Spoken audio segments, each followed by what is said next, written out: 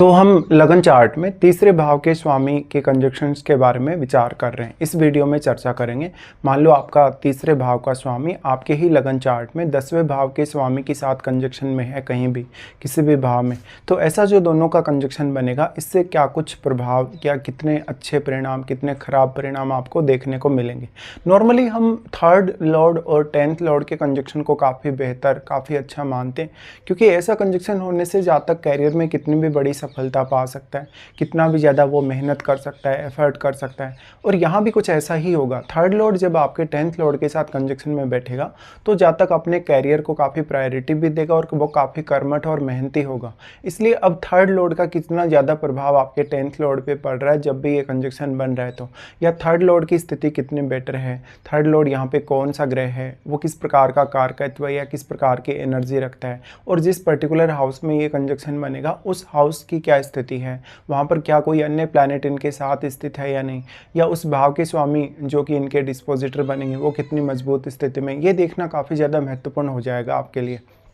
इस प्रकार का कंजक्शन होने से बेसिकली अब ये जो प्लैनेट दोनों हैं, आपका 10वें घर का स्वामी और तीसरे घर का स्वामी, ये किसी भी पर्टिकुलर भाव में कंजक्शन में बैठे हैं, बट इन भाव में बैठे हुए प्लैनेट्स को भी आपको काफ़ी प्रायोरिटी देनी चाहिए। जैसे मान लो आपके थर्ड हाउस में कोई प्लैनेट स्थित है और आपके 10th हाउस में कोई प्लैनेट स्थित है, तो उन पर भी आपको गौर जरूर करना चाहिए, क्योंकि भले ही हो सकता है थर्ड लॉर्ड आपका एक क्रूर ग्रह नहीं है, लेकिन आपके थर्ड हाउस में फिर भी अगर कोई क्रूर प्लैनेट बैठा है, जैसे मंगल बैठा है, सूर्य बैठा है, तो भी आपको बड़ी सफलता जीवन में मिल सकती है। इस हिसाब से देखा जाए तो थर्ड लॉर्ड आप में बहुत ज़्यादा करिश्माई पावर लाता है, करिश्माई आप में क्षमता लाता है, आपके टैलेंट को निखारता है, टैलेंट को बढ़ाता है। इसके साथ साथ मेनली आपका अगर कार्य कम्युनिकेशन से जुड़ा है, ट्रेवलिंग से जुड़ा है, यात्राओं से जुड़ा है, या ऐसे कार्यों से जुड़ा है जैसे मार्केटिंग हो गया, लेखन वगैरह हो गया, या इंटरनेट से जुड़े हुए कार्य हो गए, सोशल मीडिया से जुड़े हुए कार्य हो गए, तो भी आप अच्छी सफलता पा सकते हैं। भले ही आपका थर्ड लॉर्ड जरूरी नहीं है कि वो एक क्रूर ग्रह हो तभी आपको सफलता मिलेगी।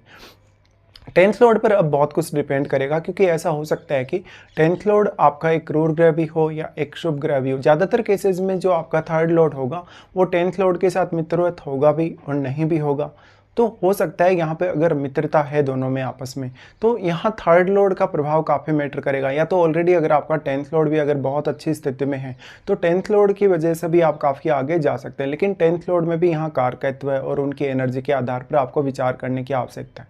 इस हिसाब से देखा जाए तो आपका थर्ड लॉर्ड और आपका 10th लॉर्ड दोनों ही आपके चार्ट में अन्य कौन कौन से भावों के स्वामी हैं, उन भाव विशेष पर भी आपको ध्यान देने की आवश्यकता है। ऐसा कंजक्शन वैसे काफ़ी इंटरेस्टिंग है, क्योंकि ये आपको कैरियर के लिए अच्छी उत्सुकता देगा। जिस भाव में ये कंजक्शन बनेगा उस पर्टिकुलर भाव से जुड़े हुए कार्यों के थ्रू आप अपने जीवन में काफ़ी प्रगति कर सकेंगे, और उस भाव के प्रति भी आप काफ़ी ज़्यादा साहसिक निर्णय ले सकेंगे और काफ़ी एक्टिव रह सकेंगे। ऐसा कंजक्शन जहाँ भी बन जाएगा, जिस भाव में भी बन जाएगा, उस भाव के लिए आप कितनी भी ज़्यादा आपके जीवन में चुनौतियाँ आ जाएं, उनसे आप आसानी से पार पा लेंगे। अब ये कंजक्शन आपके मान सम्मान, आपकी महत्वाकांक्षा को बढ़ाने, आपकी पॉपुलैरिटी को बढ़ाने के लिए भी काफ़ी अच्छा माना जा सकता है। जैसे मान लो अगर किसी का ये कंजक्शन लगन में ही बन रहा है, लगन में बनने से यहाँ मान सम्मान और प्रतिष्ठा तो आपको मिलेगी ही, आपको नेम फेम जितना ज़्यादा मिलेगा उतना ही बड़ा आपका सोशल नेटवर्क होता जाएगा। साथ में ये मार्केटिंग के लिए बहुत अच्छा कंजक्शन माना जा सकता है, लेकिन यहाँ थर्ड लॉर्ड की भूमिका को आपको ज़्यादा प्रायोरिटी देनी होगी। या तो अगर आपका थर्ड लॉर्ड एक क्रूर ग्रह है, जैसे सूर्य जैसा ग्रह है, मंगल जैसा ग्रह है, या तो थर्ड लॉर्ड आपका बहुत अच्छी स्थिति में है। अब यहाँ डिस्पोजिटर का रोल काफ़ी बड़ा है, तो जहाँ भी जिस भी भाव में ये कंजक्शन बनेगा, या तो दोनों ही प्लैनेट बहुत अच्छी स्थिति में होंगे, स्ट्रॉन्ग स्थिति में होंगे, या तो फिर अगर कुल मिलाकर अगर बहुत स्ट्रॉन्ग स्थिति दोनों की नहीं है, तो वहाँ पर जो डिस्पोजिटर बनेगा उस भाव का स्वामी, उस भाव के स्वामी को जरूर देखिए, उनकी स्थिति को देखिए। साथ ही साथ ये इंपॉर्टेंट हो जाता है अब आपके लिए कि दोनों का कंजक्शन जिस भाव में बन रहा है वहाँ से ये कौन कौन से भावों को प्रभावित कर रहे हैं, वहाँ से ये अपने सप्तम भाव को तो जरूर प्रभावित करेंगे डायरेक्टली। तो जैसे मान लो अगर आपका ये कंजक्शन 6th हाउस में बन गया, 6th हाउस में बनने से शुरुआती तौर पे कैरियर में चुनौतियां काफ़ी ज़्यादा रह सकती हैं, लेकिन जितनी ज़्यादा चुनौतियां ये कंजक्शन आपके जीवन में लाएगा उतना ही ज़्यादा ये आपको आगे चलकर फेवर भी करेगा, या आपको उतना ही ज़्यादा मैच्योरिटी के साथ आगे लाएगा। इस तरीके से मान लो किसी का 6th हाउस में ऐसा कंजक्शन बनेगा तो 12th हाउस भी प्रभावित हुए बिना नहीं रह सकता। तो फिर आपका कुछ फॉरेन कनेक्शन हो, अपने कैरियर को लेके, अपने ट्रेवल को लेके कुछ फॉरेन कनेक्शन हो, ऐसा हो सकता है।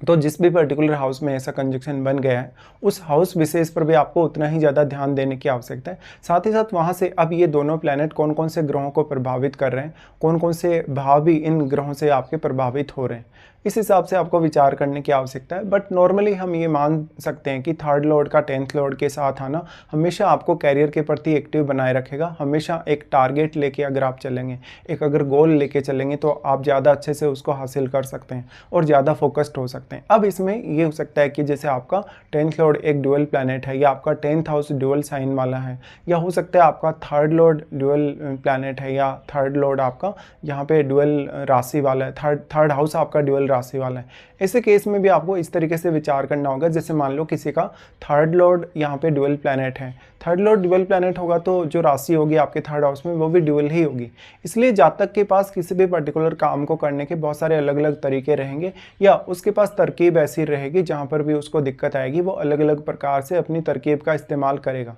या अपनी क्षमताओं का प्रदर्शन करेगा। लेकिन मान लो अगर आपका 10th लॉर्ड कभी कभी अगर ड्यूअल साइन वाला है, 10th हाउस अगर ड्यूअल साइन वाला है, या 10th लॉर्ड आपका ड्यूअल प्लैनेट है, ऐसे केस में निश्चित तौर पे आपको कैरियर को लेकर बहुत सारे अलग अलग ऑप्शंस भी देखने को मिलेंगे। और उन ऑप्शंस के लिए आप अपना कितना ज़्यादा एफर्ट लगा पा रहे हैं, किस तरीके से आप उसके लिए परफॉर्म कर पा रहे हैं।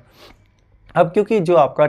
थर्ड हाउस है वो जुड़ गया, थर्ड हाउस का संबंध आपके 10th हाउस से जुड़ गए या आपके 10th लॉर्ड से जुड़ गया, तो आपकी खुद की जो क्षमता है, आपका खुद का जो अहमियत है उसके लिए कि आपने स्वयं कितनी मेहनत की है, आप कितने डेडिकेटेड रहे हैं, कितना एफर्ट करने की आप में क्षमता है ऑलरेडी, वो सब बहुत महत्वपूर्ण हो जाता है यहाँ पे। तो अब एक तरीके से आप अपने कैरियर को डोमिनेट कर सकते हैं। कैरियर को डोमिनेट करने के साथ साथ ये कंजक्शन जिस भाव में बनेगा उस भाव को भी आप काफ़ी डोमिनेट करते हुए नजर आएंगे। ऐसा कंजक्शन वैसे वास्तव में काफ़ी इंटरेस्टिंग कंजक्शन है, जहां पर अब आप स्वयं जिम्मेदार हैं किसी भी पर्टिकुलर कार्य या किसी भी पर्टिकुलर परफॉर्मेंस के लिए।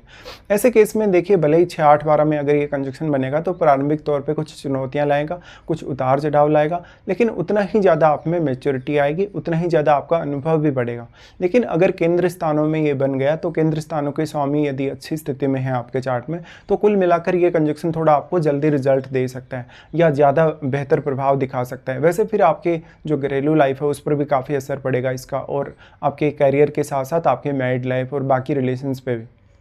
तो डिपेंड यही करता है अब कि ये कौन से भाव में आपके ऐसा कंजक्शन बन रहा है। इसके साथ साथ ऐसे कंजक्शन में ये निश्चित तौर पे देखा जा सकता है कि आप हमेशा एक्टिव रहेंगे। आप ऐसे एकदम फ्री होकर नहीं बैठ सकते कैरियर के लिए, या कैरियर के लिए पूर्ण रूप से आप जिम्मेदारी लेंगे। और ऐसा भी हो सकता है कि आपका जो कैरियर है, जो भी आपने पर्टिकुलर अपना प्रोफेशन चुना है या जो भी आपने कैरियर चुना है, वो आपकी कोई रुचि का फील्ड हो सकता है, जो आपके टैलेंट के साथ साथ आपकी हॉबी को जहाँ पर आप प्रदर्शित करेंगे। तो ये कुछ इस प्रकार के कंजक्शन के होते हुए परिणाम या प्रभाव रहेंगे। इसके साथ साथ अब आप ये जरूर देखिए कि थर्ड लॉर्ड या 10th लॉर्ड की वहाँ पर अगर आपको महादशा भी हो, और वो महादशा आपको कौन से एज पीरियड में आने वाली, उस पर भी अवश्य ही विचार करिएगा।